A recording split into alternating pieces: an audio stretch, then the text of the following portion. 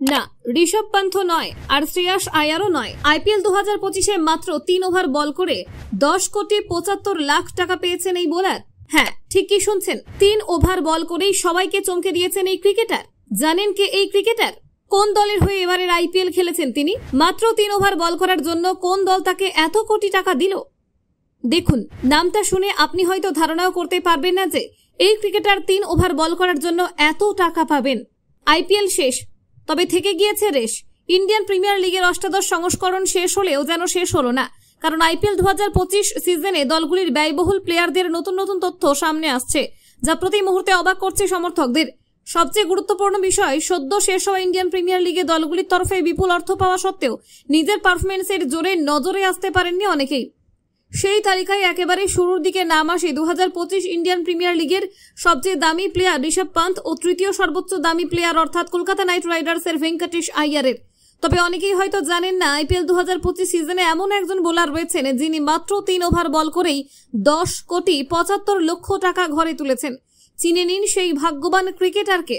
Indian premier লিগের অষ্টাদশ সংস্করণে যখন বিপুল অর্থে নিরিখে পান্থ ভেঙ্কটেশদের পারফরমেন্স নিয়ে সমালোচনা চলছে, ঠিক সেই আবহে হঠাৎই উঠে এলো এক বোলারের নাম।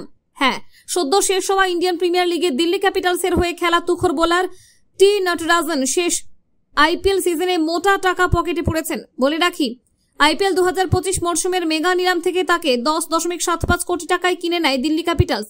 তবে পরবর্তীতে এই বিরাট মূল্যের দাম রাখতে পারেননি নটরাজন। সদ্য শেষ হওয়া ইন্ডিয়ান প্রিমিয়ার লিগের শেষ যাত্রায় দিল্লির হয়ে মাত্র 2টি ম্যাচে খেলার সুযোগ পেয়েছিলেন তিনি। তবে ভাগ্য এতটাই ভালো যে সুযোগ পাওয়ার পর সেই 2 ম্যাচের মধ্যে মাত্র একটি ম্যাচে খেলতে হয়েছিল তাকে, কারণ অপর ম্যাচটি বৃষ্টির কারণে ভেস্তে যায়। আর এইভাবেই মাত্র এক ম্যাচে অংশ নিয়ে কয়েকটা ওভারে বল করে 10,75,00,000 টাকা ঘরে তুলেছিলেন নটরাজন।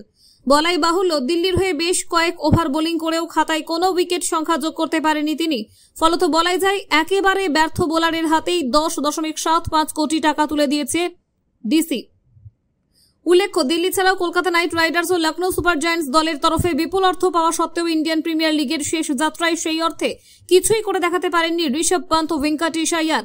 তবু বলে রাখি, শেষ আইপিএল ম্যাচে সেঞ্চুরি পেয়েছিলেন পান্থ, যা ছিল একেবারে প্রথম সাফল্য। অন্যদিকে মাত্র একটি অর্ধশতরান করে মোটা অঙ্ক পকেটে পড়েছেন ভেঙ্কটেশ আইয়ারও। যদিও ইন্ডিয়ান প্রিমিয়ার লিগের নিয়ম বলছে একজন ক্রিকেটার যতগুলি ম্যাচ খেলবে সেই ম্যাচের শতাংশ ও তার প্রাপ্ত অর্থের শতাংশ সমান হবে। প্রসঙ্গত উল্লেখ্য, টি নটরাজন হলেন একজন প্রতিভাবান ভারতীয় বাঁহাতি পেস বোলার, যিনি তার অদম্য পরিশ্রম ও নিষ্ঠার মাধ্যমে আন্তর্জাতিক ক্রিকেটে নিজের একটি বিশেষ স্থান করে নিয়েছেন। তার জন্ম 4 এপ্রিল 1991 সালের তামিলনাড়ুর সেলেম জেলার ছোট্ট গ্রাম চিন্নাপাম্পটিতে। এক দরিদ্র পরিবারে জন্ম নেওয়া নটরাজনের যাত্রাপথ কিন্তু সহজ ছিল না, কিন্তু তার প্রতিভা অধ্যাবসায় তাকে ভারতের জাতীয় দলের জার্সি পরার সুযোগ করে দেয়। নটরাজনের বড় ব্রেক আসে 2017 সালে, যখন তিনি আইপিএল কিংস 11-এ পাঞ্জাব দলের হয়ে খেলার সুযোগ পান, কিন্তু সেখানকার সাফল্যের পর তাকে আন্তর্জাতিক ক্রিকেটে আসতে কিছুটা সময় অপেক্ষা করতে হয়।